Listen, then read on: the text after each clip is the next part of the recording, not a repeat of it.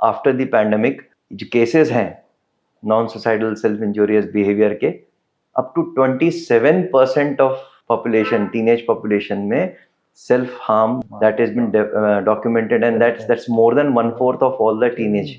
ये इंसान को ध्यान में रखना है, पेरेंट्स को भी ध्यान में रखना है, उसके केयर गिवर्स या टीचर्स को भी ध्यान में रखना है। तो रिपीटेड सेल्फ हार्म जो है, it is one of the strongest predictors of the person attempting suicide.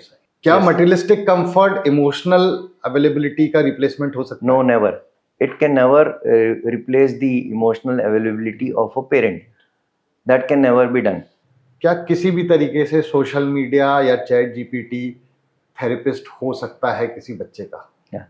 C, a machine can never emote, ये बात तो आप जान लीजिए, ठीक है ना। Emotions can only come from another human being. Parents को जब पता चलता है तो एक बड़ा कॉमन नोशन आ जाता है सामने, नहीं नहीं ये ना अटेंशन सीकिंग के लिए कर रहा है। इस तरीके का जो बिहेवियर लोग करते हैं, attention seeking one of the reasons हो सकता है। ओके। बट अगर आप स्टैटिस्टिक्स को देखें, कम लोगों में इस तरीके का अटेंशन सीकिंग की वजह से किया हुआ सेल्फ हार्म होता है।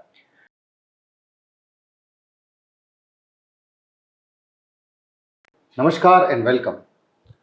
कभी कभी कुछ घाव दिखते नहीं हैं पर बहुत गहरे होते हैं। कभी कभी दर्द इतना बढ़ जाता है कि शब्द कम पड़ जाते हैं और इंसान खुद को ही नुकसान पहुंचाने लगता है। ऐसे ही एक गंभीर विषय में आज हम बात करेंगे, सेल्फ हार्म।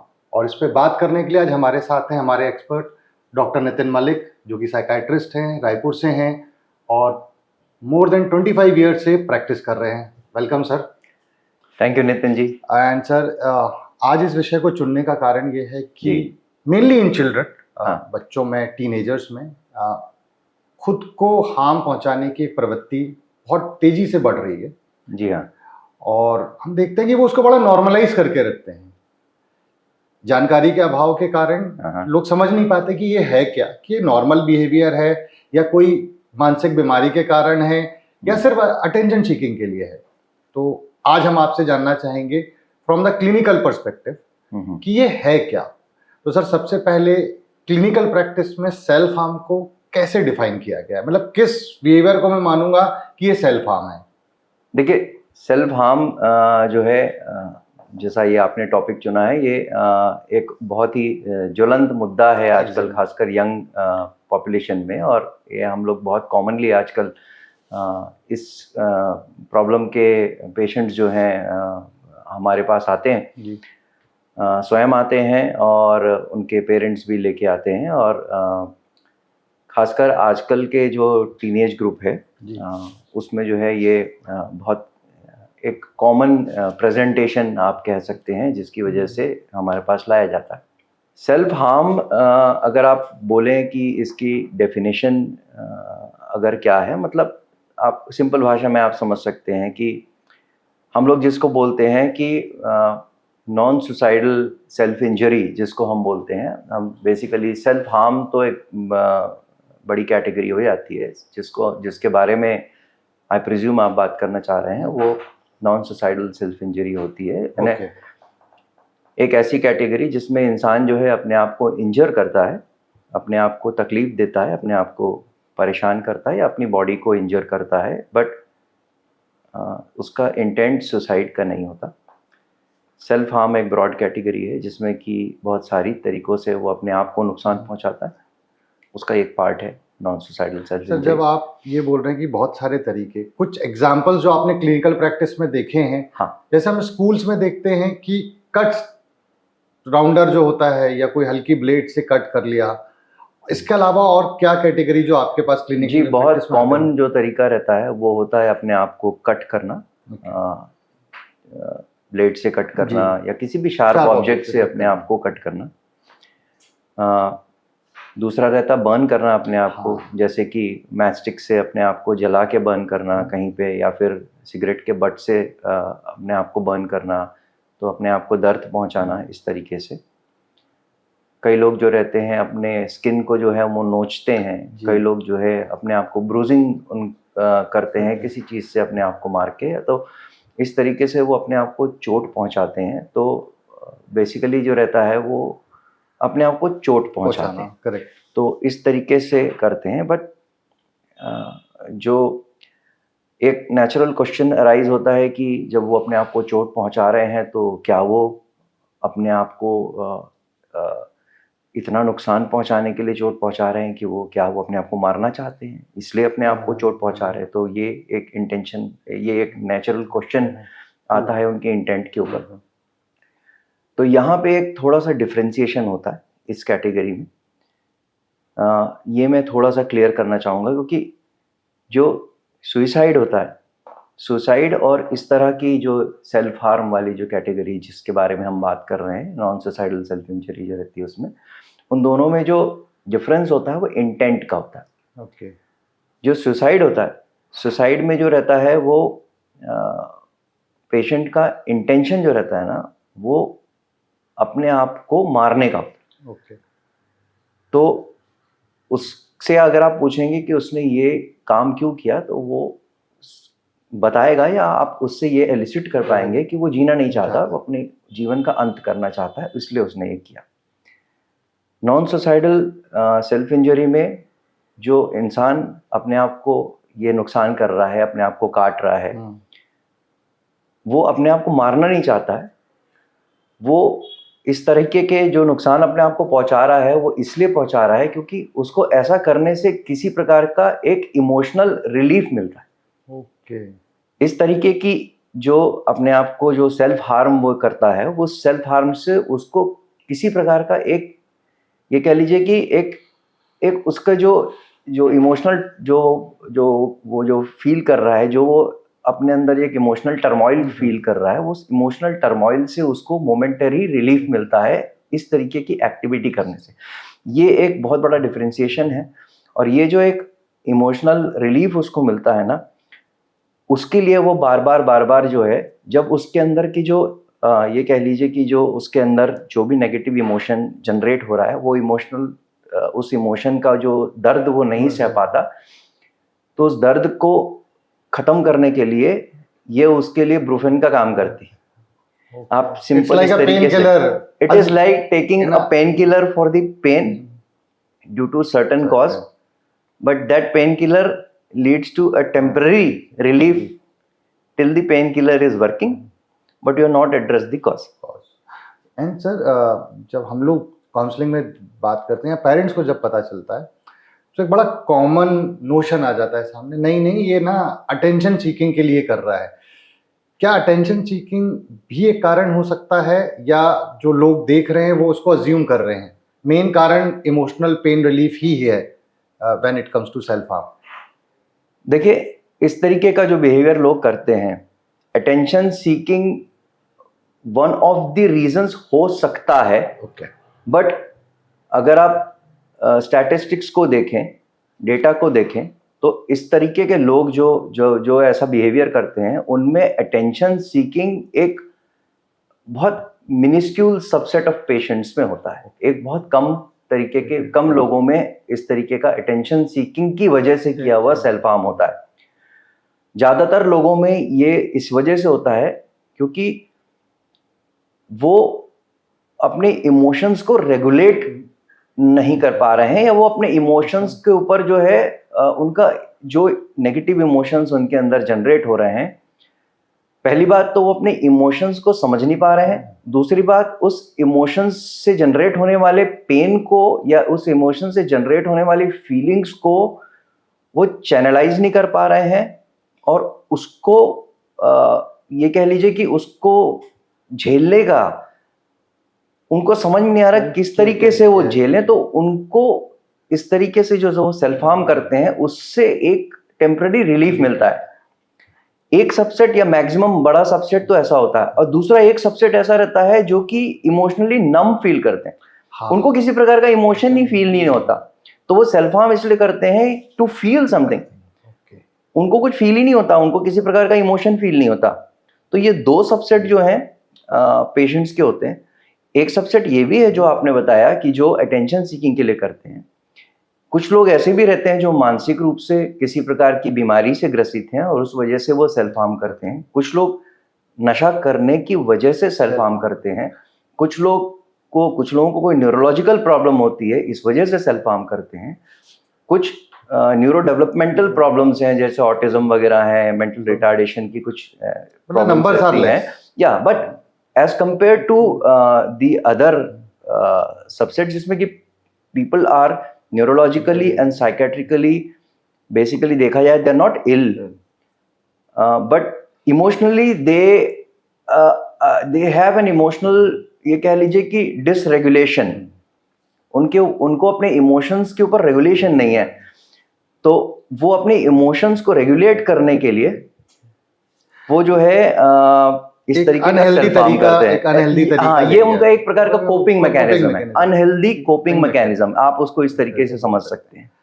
एंड सर, जब हम इसको बोल रहे हैं कि कोपिंग मैकेनिज्म है ओवरवेलमिंग इमोशन, पेन को रिलीज करने का, बट जब मैं बच्चों से बात करता हूं जो हमारे पास लाए जाते हैं काउंसलिंग में, who are dealing with this type of problem, मैंने उनके साथ बात करने में एक चीज पैटर्न देखा है, वो बड़ा नॉर्मलाइज किए हुए हैं इस चीज को। रादर एक नई कैटेगरी ऑफ डेवलप हो रही है जहां लोग पीयर प्रेशर में सेल्फ हार्म कर रहे हैं कि एक बच्चा दूसरे के पास गया, यार मेरे साथ ये प्रॉब्लम हो रही है, अच्छा तू ये करके देख, तेरे को आराम मिलेगा, and under that influence the kids are doing it. Yes, by any parameter, is this a normal behaviour? See, एक बात तो अच्छे से समझ लें कि this is an aberrant coping mechanism, मतलब ये एक नॉर्मल कोपिंग मैकेनिज्म नहीं है, ये this is a abnormal kind of a coping mechanism, ये तो है। देखिए, ये सेल्फ हार्म, इस तरीके का सेल्फ हार्म जनरली किस एज ग्रुप में आप मैक्सिमम देखते हैं? This is between the age of maybe 11 to 15 years के एज ग्रुप में आप सबसे कॉमनली देखते हैं यहाँ पे। अब इस एज ग्रुप की बाकी आप जिसको बोलते हैं साइको डेवलपमेंटल आप जो है चीजें जो हैं, अगर आप देखें तो इस एज ग्रुप जो है ये सबसे ज्यादा जिसको बोलते हैं वल्नरेबल किस चीज के लिए होता है? अपने पीयर इन्फ्लुएंस के लिए। तो उसका पीयर ग्रुप जो है, उसका इन्फ्लुएंस इस एज ग्रुप के ऊपर सबसे ज्यादा होना चालू हो जाता है। अब उसका पीयर ग्रुप भी ऐसा है जो कि उसको यही एजुकेट करता है कि देख, ये जो है इस तरीके की चीज करना जो है तू करके देख, या उसके पीयर ग्रुप में ऐसे लोग हैं जो कि खुद सेल्फ हार्म करते हैं अपने इमोशंस को से कोप करने के लिए, अपने इमोशंस को रेगुलेट करने के लिए, अपने इमोशंस को अंडरस्टैंड करने के लिए, या अपने इमोशंस को कन्वे करने के लिए। तो वो बोलते हैं कि तू इसको करके देख, तो हमको इससे रिलीफ मिलता है, तेरे को भी शायद रिलीफ मिलेगा। And when they try it, जैसे मैंने बोला कि it is like pain killer which works to relieve the pain and not address the cause. So उनके लिए भी वो एक पेन किलर का काम करता है, and then it starts, it becomes an addictive sort of a pattern. तो वो होता है, लूप में फंस जाते हैं, बच्चे खुद परेशान होने लगते हैं। वो होता है, एंड इसीलिए वो इसको नॉर्मलाइज करते हैं, क्योंकि उनको लगता है कि ये तो हमारे लिए वर्क करता है, हमारे फ्रेंड्स के लिए वर्क करता है, तो व्हाई इज दिस एबनॉर्मल? तो ये चीज होती है। And sir, that is very clear कि ये बहुत अनहेल्दी कोपिंग मैकेनिज्म है। तो लोग कोपिंग मैकेनिज्म तो ले रहे हैं, अनहेल्दी वर्ड को इग्नोर कर दे रहे हैं। Yes, right. अब सर, बात आती है कि जब ये सामने आती है चीज की, बच्चा कभी ना कभी वो चीज सामने आई जाएगी कि बच्चे ने अपने आप को सेल्फ हार्म किया है। मेजरली दो लोग सबसे पहले इस चीज को देखते हैं, एक है उनके पेरेंट्स और दूसरा है स्कूल में टीचर्स। Yes, right. जब पेरेंट्स या टीचर्स को ये चीज पता चले कि बच्चा सेल्फ हार्म कर रहा है, उनको क्या करना चाहिए? बिकॉज सबसे पहले मैंने देखा पेरेंट्स के साथ खासतौर पर वो घबरा जाते हैं, या डांटने लगते हैं, या एकदम बहुत ज्यादा समझाने लगते हैं, या बहुत कंट्रोलिंग हो जाते हैं, and nothing of this has worked. बच्चा फिर कोई नए तरीके खोज लेता है सेल्फ हार्म करने के, या ऐसी जगह सेल्फ हार्म करता है जहां दिखे नहीं सामने वाले को। तो पेरेंट्स और टीचर, अगर आप 1 2 3 4 स्टेप्स बता पाएं कि भाई इसको कैसे डील करना है इस सिचुएशन को। देखिए, एज अ पेरेंट नेचुरली सबसे पहले जब इंसान को पता चलता है कि उसका बच्चा जो है ऐसा कुछ एक्टिविटी कर रहा है, तो जो नेचुरल रिएक्शन है इसकी, पेरेंट्स जो है वो डिस्ट्रेस हो जाते हैं इस चीज़ को देख के। बट एज ए पेरेंट उनको ये रियलाइज़ करना पड़ेगा, ये समझना पड़ेगा कि सबसे पहले तो उनको खुद को जो है अपने ऊपर एक कंट्रोल रखना बहुत ज़रूरी है, उनको अपने रिएक्शन के ऊपर कंट्रोल रखना बहुत ज़रूरी है। उनको ये चीज़ रियलाइज़ करनी पड़ेगी कि बच्चा जो है वो कहीं ना कहीं इस तरीके की एक्टिविटी करके वो अपने इमोशंस को जैसे मैं बार बार बोल रहा हूँ, अपने इमोशंस को कोप करने की या रेगुलेट करने की कोशिश कर रहा है। अगर आप ऐसे समय में आप उसके साथ जजमेंटल होते हैं, आप उसको लेक्चर देते हैं, तो आप जो है ये कह लीजिए कि स्थिति को सुधारने की जगह आप स्थिति को और बिगाड़ रहे हैं।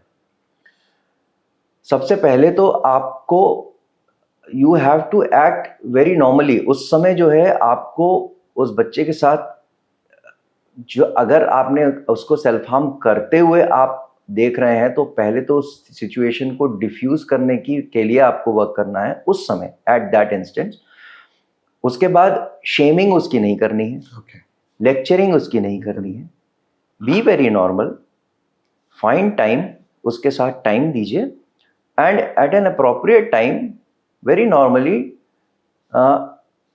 ट्राई एंड डिस्कस कि ऐसी क्या इमोशनल प्रॉब्लम है जिसकी वजह से जो है वो ऐसा करने की कोशिश करता है। देखिए, अगर हम इसके रूट कॉज में जाएं, जैसे मैं बार बार बोल रहा हूँ, emotional dysregulation is not just about coping with your emotions, it is also about understanding what emotions you are feeling. ये जो जनरेशन है, ये इस जनरेशन के साथ ये बहुत एक प्रिविलेज जनरेशन है, और इस प्रिविलेजेस के साथ साथ कुछ इमोशनल, ये कह लीजिए कि इनके साथ प्रॉब्लम्स भी आ रही हैं, बिकॉज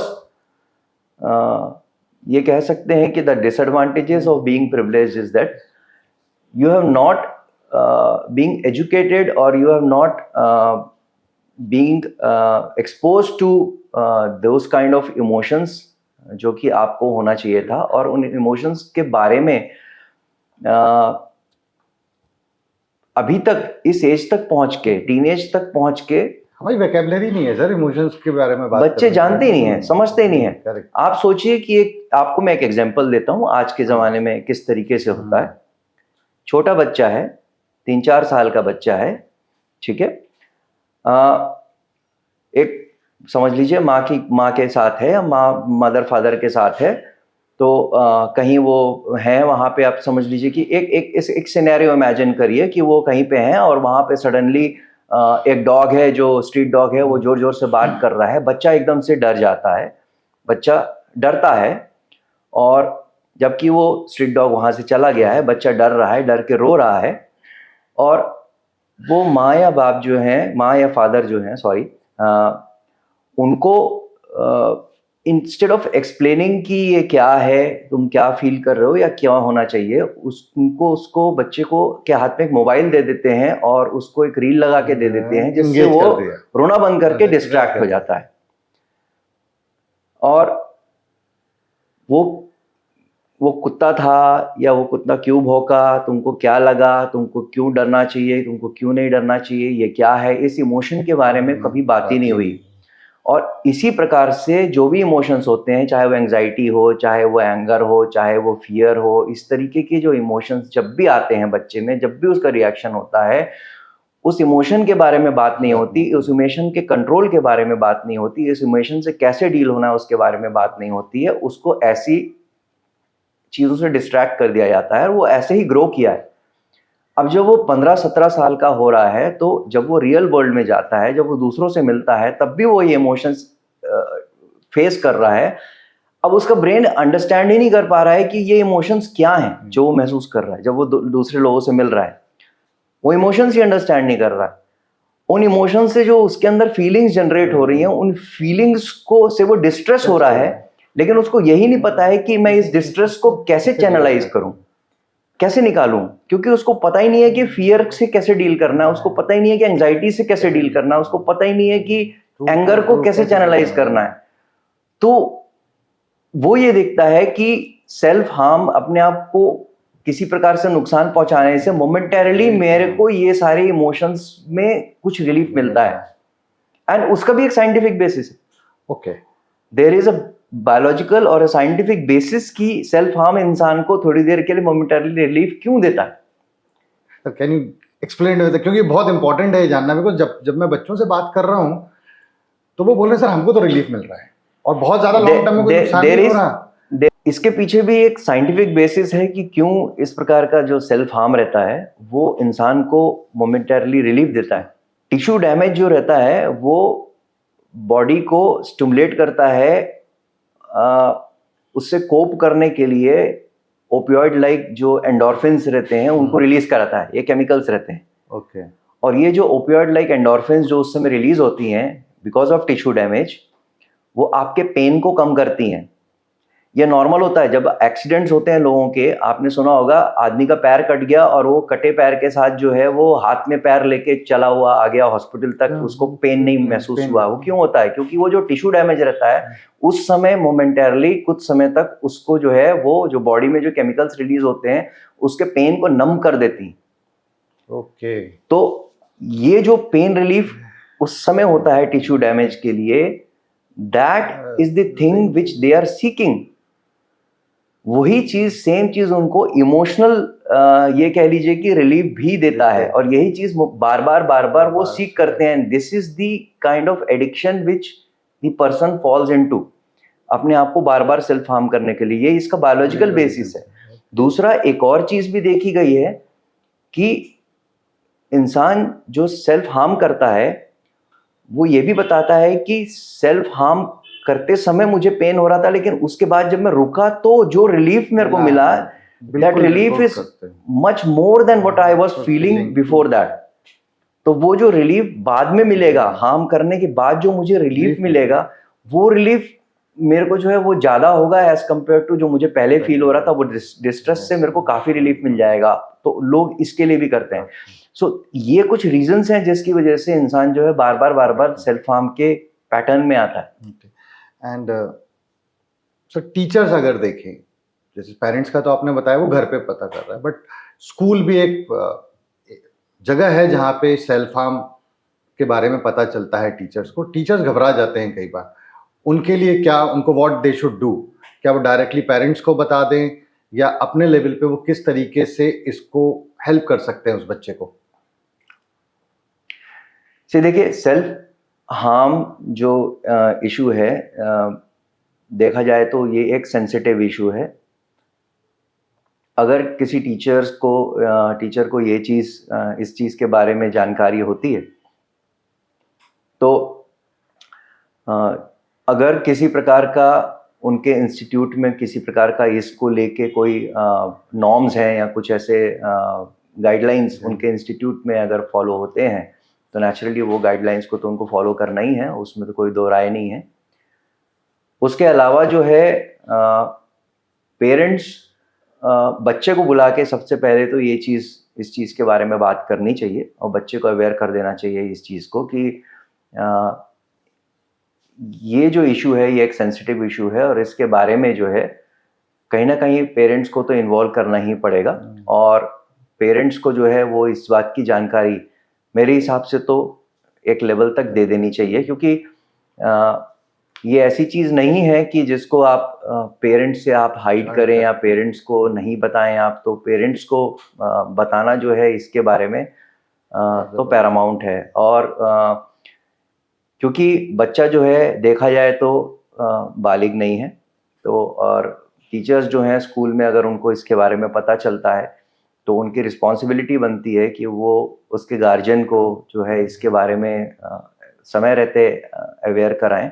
ऐसा नहीं होना चाहिए कि बाद में जो है इसके बारे में पेरेंट्स को पता चले और फिर टीचर्स बोले कि हमें तो पता था इस चीज़ के बारे में, तो ये देन वो चीज़ दैट इज़ नॉट करेक्ट। अगर आपको पता था तो देन वो पेरेंट्स को इसके बारे में अवेयर समय रहते करवा देना जो है एक टीचर की रिस्पॉन्सिबिलिटी मेरे हिसाब से तो होती है। एंड सर, अब पेरेंट्स को पता चल गया है सेल्फ हार्म कर रहे हैं, फर्स्ट टाइम आपने बताया कि भाई उसको उस डिस्कशन को आप नॉर्मलाइज करिए, बट कहीं ना कहीं जो इमोशनल डिस्ट्रेस की आप बात कर रहे हैं उसका एक बहुत बड़ा कारण घर या पेरेंट्स खुद होते हैं जी, जब हम बच्चों से बात कर रहे हैं। तो क्या प्रोफेशनल हेल्प किस लेवल के बाद प्रोफेशनल हेल्प के लिए जाना चाहिए, चाहे वो साइकोलॉजिस्ट हैं या साइकेट्रिस्ट, और किसके पास पहले जाना चाहिए? Should they go to a psychologist और काउंसलर फर्स्ट, और should they go to the psychiatrist first? See जैसा मैंने बताया कि ज़्यादातर ऐसे केसेस में जो रहता है, जब इंसान जो है वो non suicidal self injurious behaviour करता है, तो it is an aberrant coping mechanism. तो कहीं ना कहीं अपनी इमोशन से कोप करना जो है वो इंसान वो नहीं कर पा रहा है।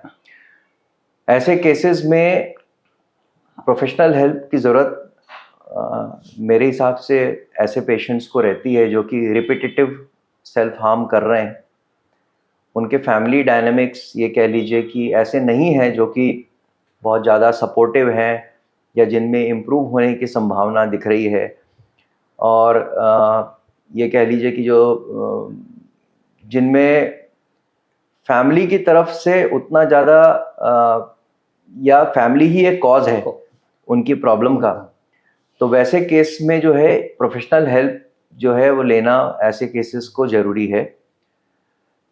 प्रोफेशनल हेल्प कहीं से भी स्टार्ट हो सकती है, चाहे वो पीडियाट्रिशियन से स्टार्ट हो सकती है, चाहे वो साइकोलॉजिस्ट से चालू हो सकती है, चाहे वो साइकियाट्रिस्ट से चालू हो सकती है, उसमें कहीं कोई प्रॉब्लम नहीं है। बट जहाँ तक मेरी जानकारी है, ऐसे केसेस में साइकोथेरेपी जो है वो वर्क करती है। साइकोथेरेपी का इन्वॉल्वमेंट बहुत ज़्यादा है, तो naturally psychotherapy is best given by a psychologist, trained psychologist जो इसमें रहता है, क्योंकि इसमें जो है बच्चे के साथ एक अच्छा रैपो एस्टैब्लिश करना, लॉन्ग टर्म उसको साइकोथेरेपी में रखना, उसको अपने इमोशंस के बारे में जो है बात करने के लिए प्रेरित करना, उसके सेल्फ इंजूरियस या सेल्फ हार्म बिहेवियर को जो है रोकने के लिए और बेटर कोपिंग मैकेनिज्म्स डेवलप करने के लिए जो है उसके साथ वर्क करना, ये सब काम जो है लॉन्ग टर्म बेसिस पे होता है, जो कि एक साइकोलॉजिस्ट जो है उसके साथ रेगुलर बेसिस पे इन्वॉल्व होके कर सकता है। हाँ, जैसा मैंने बोला था, बहुत सारे ऐसे भी रहते हैं बच्चे जिनमें कि ये सेल्फ इंजूरियस बिहेवियर है वो because of certain psychiatric problems, जैसे एंजाइटी हो गया, जैसे डिप्रेशन हो गया, कोई और साइकेट्रिक इलनेस जो है अंडरलाइंग बाइपोलर हो गया, इनकी वजह से भी होता है, सब्सटेंस अब्यूज़ की वजह से होता है। तो वैसे केसेस में साइकेट्रिक हेल्प की ज़रूरत भी पड़ती है, वहाँ पे एक साइकेट्रिस्ट को इन्वॉल्व होना, मेडिकल ट्रीटमेंट लेना वो बहुत ज़रूरी है। अप टू 70% ऑफ केसेस जो सेल्फ हार्म करते हैं इस तरीके का, they attempt suicide at least once in their life. I was about to ask this question next. तो इस बात का ध्यान रखना बहुत ज़रूरी है। तो 70%, up to 70%, at least once, and up to 55% multiple times. So huge number. It's a huge number. It's a huge number. And especially after COVID, ये इस तरह का behavior जो है, there's been a huge increase. आपने खुद ने देखा होगा, आप भी एक प्रोफेशनल साइकोलॉजिस्ट हैं, मैंने भी एज ए साइकियाट्रिस्ट देखा है। आफ्टर द पैंडमिक जो केसेस हैं non suicidal self injurious behaviour के टीनेज में बहुत ज़्यादा बढ़ गए हैं। और अब जो स्टैटिस्टिक्स आ रही हैं, up to 27% of population, teenage population में सेल्फ हार्म, ये इस तरह का सेल्फ हार्म जो है that has been documented, and that's more than 1/4 of all the teenage. So it's a huge number जो कि अभी जो है इसमें हो रहा है। एंड मे बी इसके पीछे बहुत सारे फैक्टर्स रिस्पॉन्सिबल है। पैंडमिक का स्ट्रेस, पैंडमिक के समय जो सोशल आइसोलेशन है, जो उनका जो लोगों से दूर रहना, पीयर्स से दूर रहना, इमोशनल डिस्कनेक्ट जो which those circumstances have caused, all those has led to जो इस तरीके का उनका जो एक ये कह सकते हैं कि इमोशनल डिसफंक्शन जो उनमें हो रहा है, एंड जो कोपिंग मैकेनिज्म्स का जो सही तरीके के कोपिंग मैकेनिज्म्स का लैक उनमें है, so that has led to aberrant coping mechanisms being developed now. And sir, अभी आपने एक स्टैट्स शेयर किया कि up to 70% people who report self harm at least once they have tried to commit suicide, right? मेरा यहाँ पे एक सवाल है क्योंकि sir student suicides nowadays are increasing, not only in schools but in college, undergraduate and postgraduate level as well, right? अब sir बात ये होती है कि ये टाइम ड्यूरेशन, क्योंकि ऑन ग्राउंड जब हम देखते हैं, जब रिपोर्ट होता है केस पहली बार, तो पेरेंट नहीं यार एक बार किया होगा, चलता है, अगली बार नहीं करेगा, बट रिपीटेड सेल्फ हार्म के केसेस हमने देखे हैं। कोई टाइम फ्रेम, वो ना बड़ा नॉर्मली अपनी इमेज बचाने के लिए या लोग क्या सोचेंगे वो इमेज बचाने के लिए वो प्रोफेशनल हेल्प के लिए नहीं जाते हैं, अज्यूम छोड़ देते हैं, अजम्पशन में छोड़ देते हैं कि दोबारा नहीं करेगा। कोई टाइम ड्यूरेशन है क्या सर कि आज सेल्फ हार्म हुआ तो इतने समय के बाद ही वो सुसाइड या वो चीज उस एक्सट्रीम लेवल तक जाएगी? Is there any time frame? See there is no time frame, ऐसा कोई टाइम फ्रेम हम नहीं बोल सकते कि इतने टाइम फ्रेम में ही आदमी करेगा। इट ऑल डिपेंड्स अपॉन कि उसका जो इमोशनल कंडीशन क्या है, उसका इमोशनल फ्रेमवर्क क्या है, उसका सपोर्ट सिस्टम्स कैसे हैं, उन सब चीज़ों के ऊपर डिपेंड करता है कि when this thing switches over into a suicidal attempt, तो इन सब चीज़ों पे डिपेंड करता है। सो आई कैन नॉट से कि ये टाइम फ्रेम है या फिर इतने समय से सेल्फ हार्म कर रहा है, बट देन इट इज़, ये इंसान को ध्यान में रखना है, पेरेंट्स को भी ध्यान में रखना है, उसके केयर गिवर्स या टीचर्स को भी ध्यान में रखना है कि जो बच्चा सेल्फ हार्म या रिपीटेड सेल्फ हार्म के बिहेवियर्स में है, तो रिपीटेड सेल्फ हार्म जो है it is one of the strongest predictors of the person attempting suicide, the strongest predictors. So ये बच्चा जो है कभी भी सुसाइडल अटेम्प्ट कर सकता है, इस बात का ध्यान रखना है। So you need to be extra careful कि ये बच्चा जो है सुसाइडल अटेम्प्ट कर सकता है। किसी भी तरीके से इसको नॉर्मलाइज नहीं किया जाए और हल्के में तो बिल्कुल नहीं लेना है। ऑब्वियसली नॉट नॉर्मलाइज तो बिल्कुल नहीं करना। It is not something to be normalise, it is not normal, it is not a normal coping mechanism. And sir अब हम ने बात करी कि ट्रीटमेंट, पेरेंट्स का रिस्पॉन्स क्या होना चाहिए, लाइन ऑफ ट्रीटमेंट में भी आपने एक्सप्लेन किया। सबसे ज़्यादा नुकसान तो डेफिनेटली लॉस ऑफ लाइफ ही है।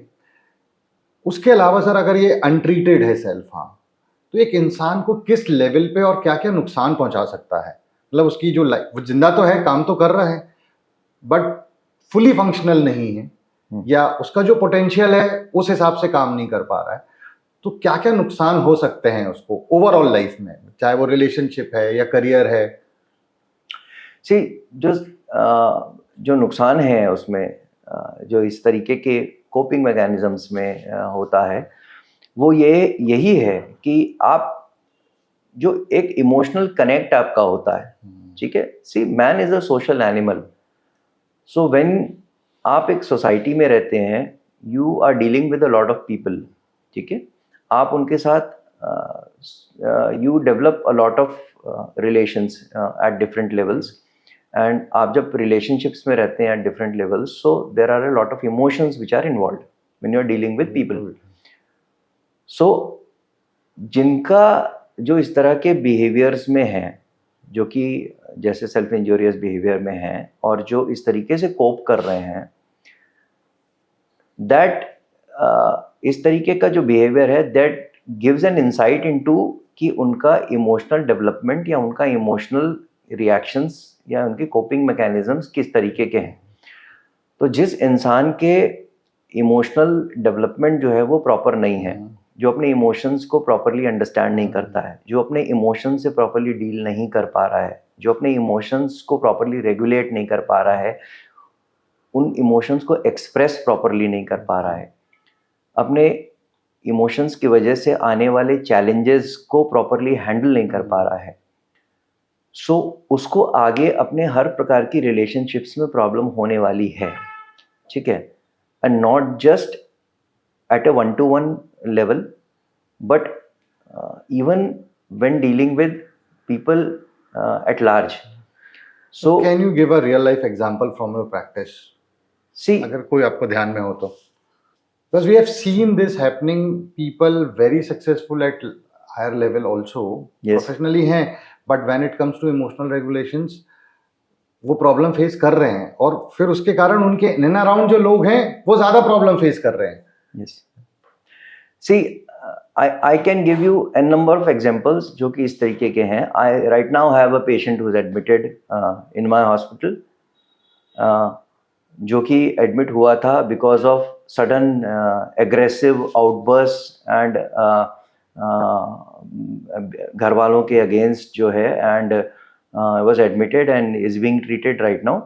और अभी तो ही इज़ वेरी काम और एकदम शांत रहता है और बिल्कुल बहुत कम बात करता है। सो बेसिकली जो हम लोग उसको बाइपोलर समझ के ही ट्रीट कर रहे थे, बट देन उसका जो है जब हमने और क्लोजली उससे बात करी और जब अभी देखा तो he has got a lot of intention cuts on his left hand. तो उसके पूरे हाथ में जो है समझ लीजिए पूरे cuts cuts cuts cuts cuts लगे हुए हैं। तो जब अभी हमने उससे बात करी तो जो है उसका फिर धीरे धीरे निकलना चालू हुआ कि फैमिली प्रॉब्लम है सर, इसके बारे में क्या बात करना है, फैमिली प्रॉब्लम्स में। So then you can understand कि ये सारी चीज़ें जो हैं किस तरीके से बिहेव रहा। उसके घर वाले उसको लेके आए कि एकदम मारपीट करता है और खूब गाली गलौज करता है और एकदम ऐसा बिहेव करता है। सो one pattern. Then I have seen lot of patients who have been brought for substance abuse. Okay. तो हर प्रकार का नशा ले रहे हैं, whatever is available on the street they take, and then आप उनको देखेंगे उनके हाथ पैरों में कट्स हैं पूरे। There are females who come with substance abuse and who come with relationship problems, n number of relationship problem, multiple partners, borderline kind of traits, और फिर वो उनके जो है they have cuts on their thighs. Okay, I have young females 11वीं 12वीं की, घर में फैमिली में इश्यूज हैं between mother and father, and they also have lot of intention cuts, और उनका जो है उनको खुद को जो है डिप्रेशन है and they being treated for depression, and then they have got all these cuts, and so वो सब चीज़ें।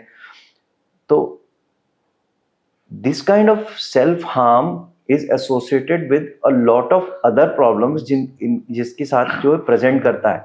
ये तो मैं आपको साइकेट्रिक प्रेजेंटेशंस बता रहा हूँ, और इस तरीके के लोग जो हैं आगे जाके लाइफ में उनके रिलेशनशिप्स में जो प्रॉब्लम्स आते हैं, नाउ व्हेन जो इस तरीके के जो की फीमेल जो है when she goes into relationship, तो जब वो रिलेशनशिप में जाते हैं तो फिर द पार्टनर के साथ उसकी रिलेशनशिप जो रहती है that is hardly ever stable. Okay, then there is always a very जिसको बोलते हैं ना कि tumultuous relationship between the partner and this patient. तो इस तरीके के इनमें बॉर्डरलाइन ट्रेट्स बहुत ज़्यादा होते हैं, always a fight, always a challenge, तो वो सारी चीज़ें होती है, very difficult to maintain relationship. Partner को समझ ही नहीं आता ये कहाँ से आ रहा है। Yeah, I think we have a common patient where we can relate there. So इस तरीके की चीज़ें रहती हैं। So क्या है कि ये जो बिहेवियर रहता है at teenage gives a window, gives an insight into their how they are going to, if it is not dealt with right now, अभी हम डील नहीं करेंगे, अभी नहीं ठीक करेंगे, तो आगे जाके इनकी लाइफ कैसी होने वाली है, इनके साथ रहने वाले लोगों की लाइफ कैसे होने वाली है, उसको उसकी एक हमें झलक दिखा देता है कि आगे कैसे होने वाला है। That has to be, it's an early sign. Sir, हमने इफेक्ट्स के बारे में बात करी, और वो इफेक्ट्स बहुत लॉन्ग टर्म हो सकते हैं, जैसा आपने बताया कि it's early sign of so many things, चाहे वो उसका प्रोफेशनल लाइफ है या पर्सनल लाइफ है। अब सर हम चलते हैं प्रिकॉशंस की तरफ, क्योंकि बात इमोशनल रेगुलेशन की हो रही है, तो precaution I think is always the best way of handling it. घर में पेरेंट्स और बाकी जो लोग भी हैं वो किस तरीके का ध्यान रखें, किन बातों का ध्यान रखें कि वो इमोशनल ट्रिगर्स ना हो। शुरुआत में ही अगर चीज़ों को प्रिकॉशनल लेवल पे देख लिया जाए तो आई थिंक चीज़ें इतनी नहीं बिगड़ेंगी। तो क्या करना चाहिए फैमिली एनवायरनमेंट को लेके या बाकी चीज़ों को लेके? सी, फैमिली एनवायरनमेंट को लेके the most important thing is when the child is growing up emotionally, pre tin वाली एज है ना, childhood, early childhood, teenage, at least one of the parent should be always emotionally available for the child. That is of paramount importance, है ना, वो सबसे ज़्यादा important चीज़ है।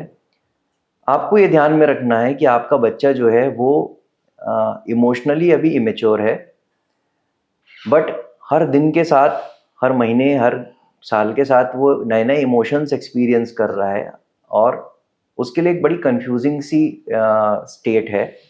कई चीज़ें कई इमोशंस के थ्रू वो नेविगेट करने की कोशिश कर रहा है, कई चीज़ें वो समझ पा रहा है, कई नहीं समझ पा रहा है, कई चीज़ें वो गलत समझ रहा है, कई चीज़ों से वो गलत तरीके से डील कर रहा है। तो उसकी बातों को सुनना, उसकी बातों को समझना और उसको सही चीज़ सही वक्त पे समझाना और सही तरीके से समझाना, ये आपकी जिम्मेदारी है। और ये तो आप तब कर पाएंगे ना जब आप उसके लिए अवेलेबल होंगे। जब आप उसके लिए अवेलेबल ही नहीं होंगे तो वो फिर अपने तरीके से, या जो उसको जैसा समझ में आ रहा है वो तो वैसे ही समझेगा, और वो फिर अपने पैटर्न्स बना लेगा उन सिचुएशंस को डील करने के लिए। बट सर, आप जब अवेलेबिलिटी की बात कर रहे हैं, पेरेंट्स की इमोशनली अवेलेबल होने की बात कर रहे हैं, एक जनरेशन ऑफ पेरेंट्स हैं, जब हम उनसे अवेलेबिलिटी की बात करते हैं तो एक चीज़ आती है, सर सब कुछ तो दिया हुआ है इसको, जो फैसिलिटी हमको कभी नहीं मिली वो हमने अपने बच्चे को दे के रखी है। For them availability is providing the materialistic comfort.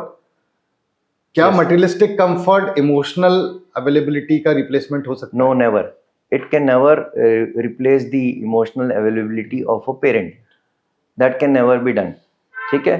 सी, जैसे मैंने आपको एग्जांपल दिया था कि एक छोटे बच्चे को आप जो है उसको उसका रोना चुप कराने के लिए आप उसके हाथ में एक मोबाइल फ़ोन में एक रील खोल के दे दें, उससे वो चुप हो जाता है, डिस्ट्रैक्ट हो जाता है।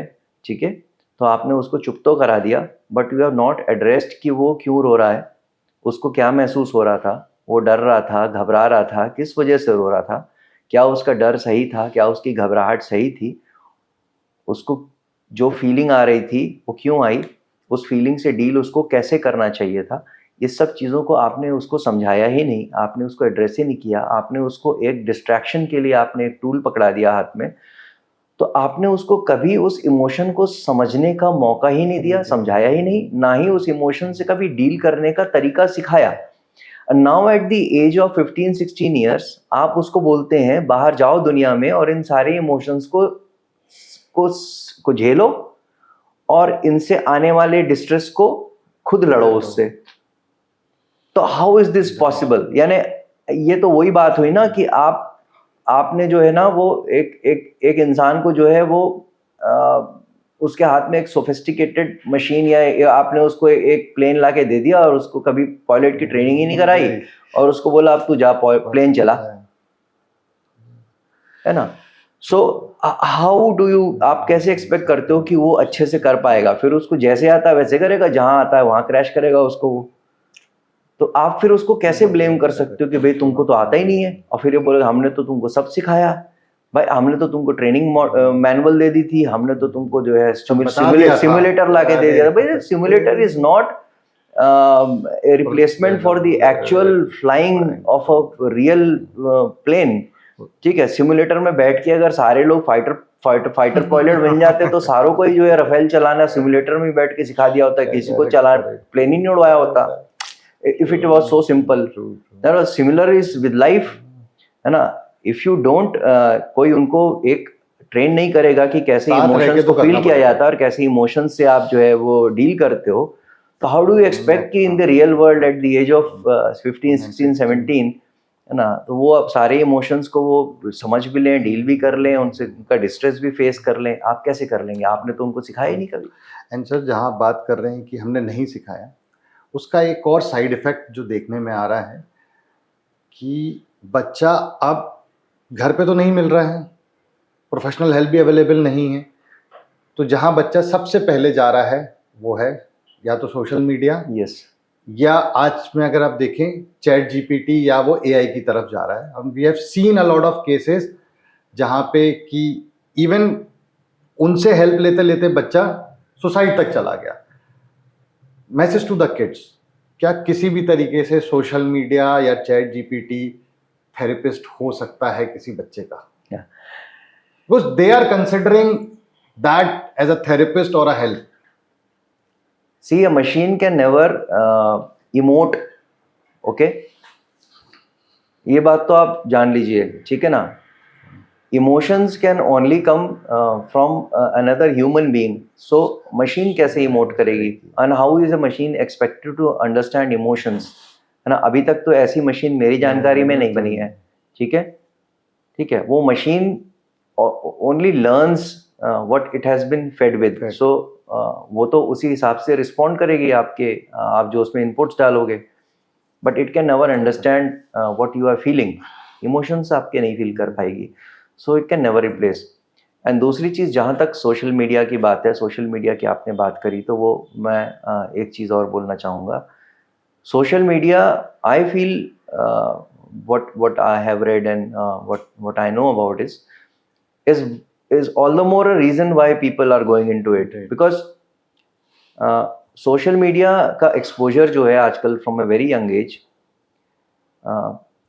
in people who are already emotionally vulnerable, who again are emotionally ये कह लीजिए कि अपने इमोशंस से जो डील नहीं करना जान रहे हैं,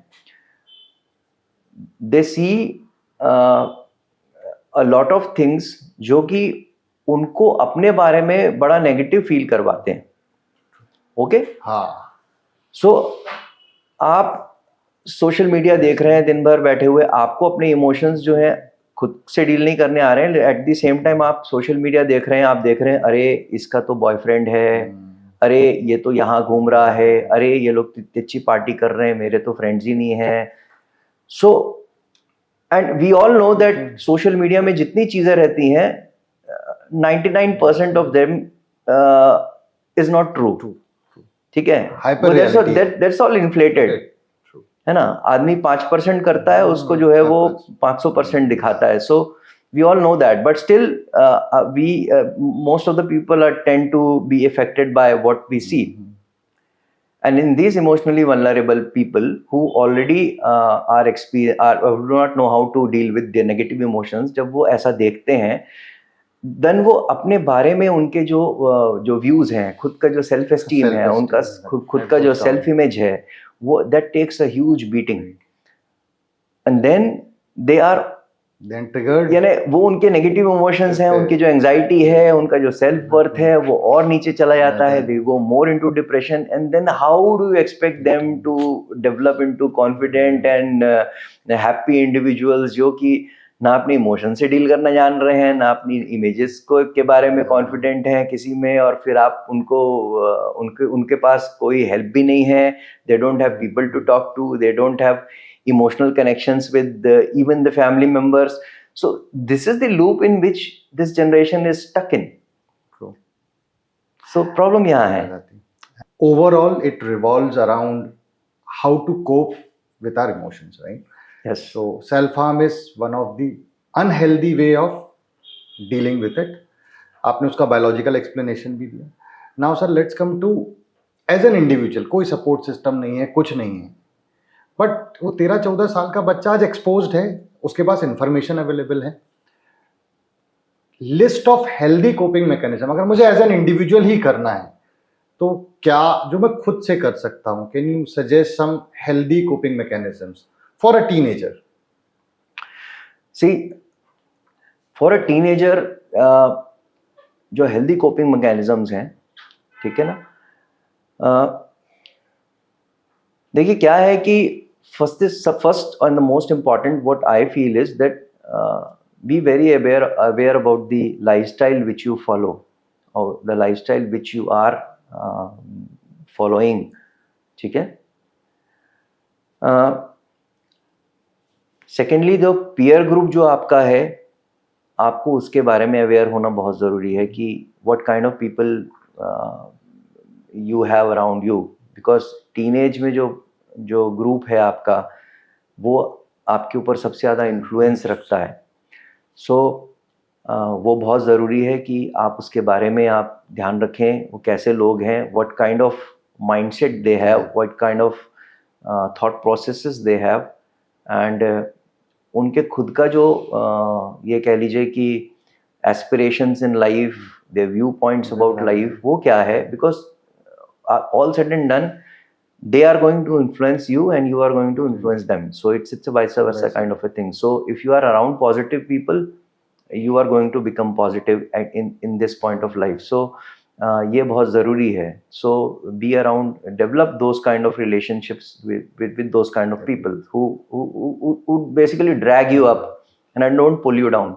So वैसा चीज़ होना चाहिए. A healthy lifestyle से मेरा मतलब है कि try to develop those kind of habits जहाँ कि आप अपने emotions को, even negative emotions को, you develop an outlet in a positive manner, like create a hobby in sports, है ना, or maybe लोग जिम करते हैं, है ना, so some sort of even in music or all those kind of things. So एक hobby ऐसा रखिए where when you are maybe angry, when you are frustrated, or when you are anxious, this hobby gives you a sort of relief. You can have those channels जहाँ कि आप अपनी ये negative energies को positively outlet कर सके, and not in the form of cutting yourself or burning yourself. See, इसका भी मैं आपको biological explanation देता हूँ.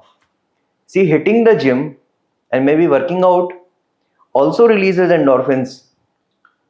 Okay, the same endorphins जो कि आपको काटने से वो हो रही है, but then hitting the gym and working out is a good thing. ये आपकी बॉडी के लिए हेल्दी है. It will make you feel good. It will develop your body. It's a good thing, है ना. ये भी आपकी बॉडी में एंडोर्फिन्स रिलीज कर रहा है, ये भी आपके डिप्रेशन को कम कर रहा है, आपके टेंशन को कम कर रहा है, but that's a good and a healthy way of releasing endorphins in your brain and releasing your tension. But cutting yourself and releasing endorphins by cutting yourself is not a good thing. Okay, so you have to choose your ways. ठीक है, develop good coping mechanisms in these kind of manners. ठीक है, maybe join a group with a social cause. ठीक है, वहां पे like-minded लोगों के, develop social connections. Social isolation जो है, that is the maybe the root of all these problems.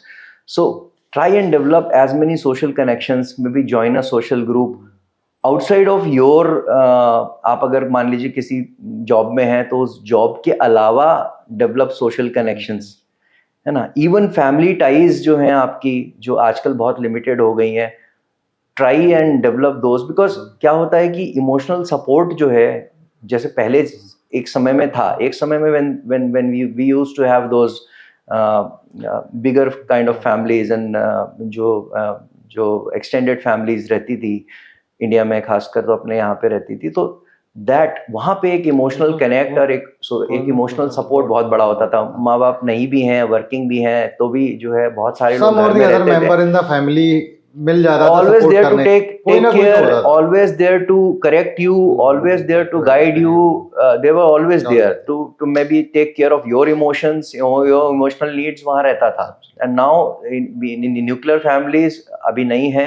So maybe connecting back with people with whom you can connect emotionally, those things are very essential. Sir, thank you so much. I think ये पूरा discussion will help a lot of lives. Self harm को रोकने में help करेगा, साथ ही साथ healthy coping mechanisms बनाने में हेल्प करेगा. Thank you so much for your time. And to the audience, पहली चीज, don't use this as a coping mechanism for your emotions. और अगर कभी पता चलता है, प्लीज टेक प्रोफेशनल हेल्प. आप इसको जितना दबाएंगे, ये उतनी एनर्जी के साथ वापस आएगा. Thank you so much. Thank you.